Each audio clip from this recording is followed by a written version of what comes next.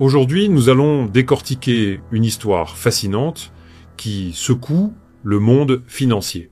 L'ascension spectaculaire du cédi ghanéen et sa relation complexe avec le Fonds monétaire international. Vous avez peut-être entendu parler de ce miracle économique africain, mais qu'est-ce qui se cache vraiment derrière cette success story?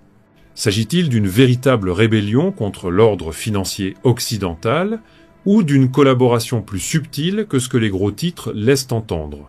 Restez avec moi, car nous allons explorer les coulisses de cette transformation économique remarquable, analyser les stratégies qui ont permis au Ghana de redresser sa monnaie et comprendre les véritables enjeux géopolitiques qui se cachent derrière cette histoire.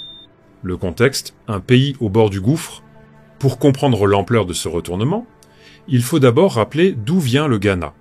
En 2022, le pays traversait une crise économique majeure.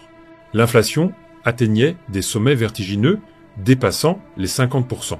Le cédi s'effondrait face au dollar, perdant plus de 50% de sa valeur en une seule année. Les Ghanéens faisaient la queue devant les banques pour retirer leurs économies, craignant une dévaluation encore plus drastique. Le gouvernement d'Accra se retrouvait dans une situation désespérée, contraint de faire appel au FMI pour un plan de sauvetage de 3 milliards de dollars. C'était l'image classique d'un pays africain en détresse, mendiant l'aide des institutions financières internationales. Mais en 2025, le tableau a complètement changé. Le cédi ghanéen est devenu la monnaie la plus performante au monde, selon Bloomberg, s'appréciant de près de 50% face au dollar américain en quelques mois seulement. Comment une telle transformation a-t-elle été possible? Le miracle du cédi, les chiffres qui parlent, les statistiques sont impressionnantes et méritent qu'on s'y attarde. En janvier 2025, il fallait environ 15 cédis pour obtenir un dollar américain. En juillet, ce taux était tombé à 10,20 et un C10 pour un dollar. Cette appréciation de 50% en 6 mois représente une performance absolument exceptionnelle sur les marchés d'échange internationaux. Pour mettre cela en perspective, imaginez que l'euro passe de 0, 80 dollars à 1, 20 dollars en 6 mois. Ce serait un séisme économique mondial. Et pourtant, c'est exactement ce qui s'est passé avec le cédi ghanéen, dans une relative discrétion médiatique internationale. Cette performance place le Ghana dans une position unique en Afrique subsaharienne. Alors que la plupart des monnaies africaines continuent de se déprécier face aux devises fortes, le cédi nage à contre-courant et prouve qu'une autre voie est possible. Les stratégies gagnantes, l'or, le pétrole et la régulation intelligente. Le succès du cédi ne relève pas de la magie, mais d'une stratégie économique réfléchie et audacieuse. 3 piliers fondamentaux ont soutenu cette remontée spectaculaire. Premièrement, la stratégie de l'or. Le Ghana a considérablement renforcé ses réserves aurifères, passant de 9 tonnes fin 2023 à 30 et 1 tonne en 2025. Mais plus important encore, le pays a mis en place une réglementation révolutionnaire via le Gold Board. Désormais, toutes les transactions d'exportation d'or doivent être réglées en C10 avant l'export. Cette mesure force les acheteurs internationaux à acquérir des cédis, créant une demande artificielle mais légale pour la monnaie nationale. Deuxièmement, la gestion des réserves de change. Les réserves en devises étrangères ont atteint un record historique de 11,4 milliards de dollars en mars 2025. Cette accumulation de devises fortes donne au gouvernement ghanéen une marge de manœuvre considérable pour intervenir sur le marché des changes et stabiliser sa monnaie. Troisièmement, l'intervention directe sur le marché. La Banque du Ghana a injecté 1,4 milliards de dollars sur le marché des changes au premier trimestre 2025. Cette intervention massive a permis de créer un cercle vertueux. En soutenant le cédi, elle a restauré la confiance des investisseurs qui, à leur tour, ont recommencé à investir en monnaie locale. La relation avec le FMI, collaboration ou confrontation. Voici où l'histoire devient vraiment intéressante. Contrairement aux narratifs de confrontation qu'on entend souvent, la réalité est plus nuancée. Le FMI, loin de s'opposer aux politiques ghanéennes, a récemment approuvé un nouveau décaissement de 367 millions de dollars en faveur du Ghana dans le cadre de la 4e revue de leur accord. Cela porte le total des financements FMI à environ 2-3 milliards de dollars.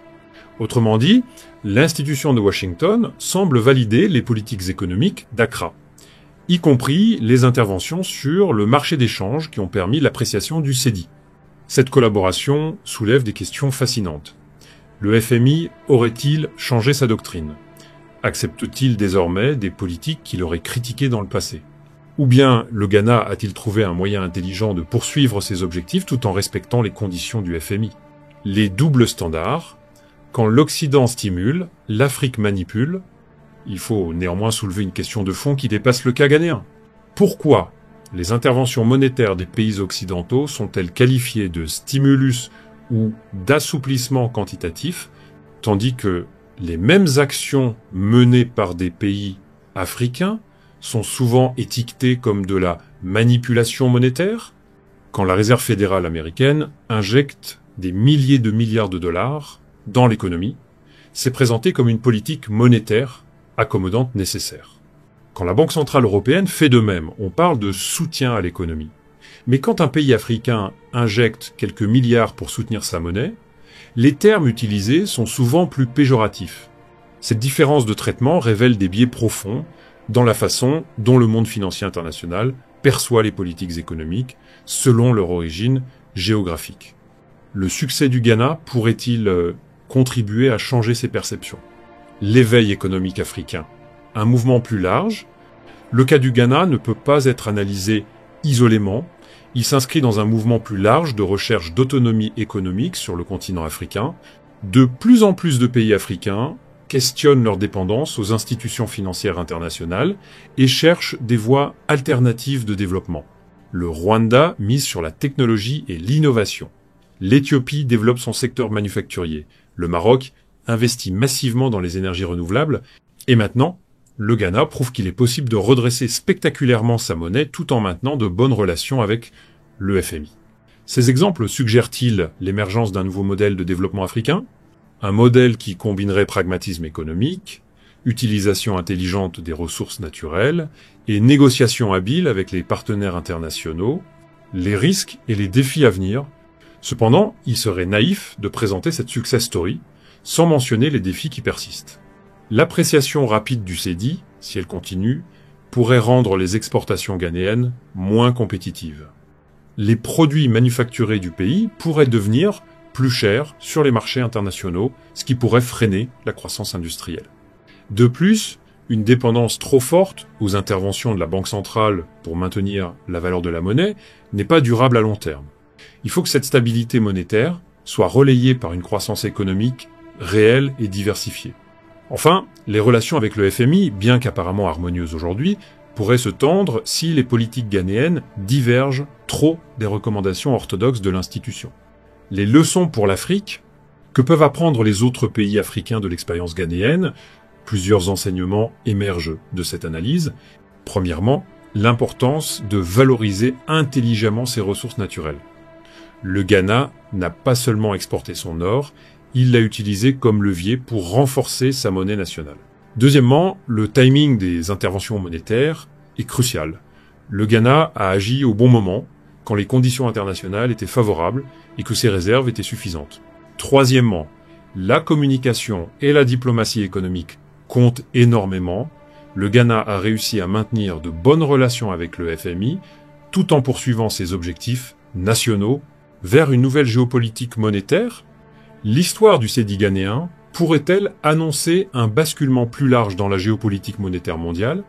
Plusieurs signes suggèrent que nous assistons à une remise en question progressive de l'hégémonie du dollar américain et des institutions financières occidentales.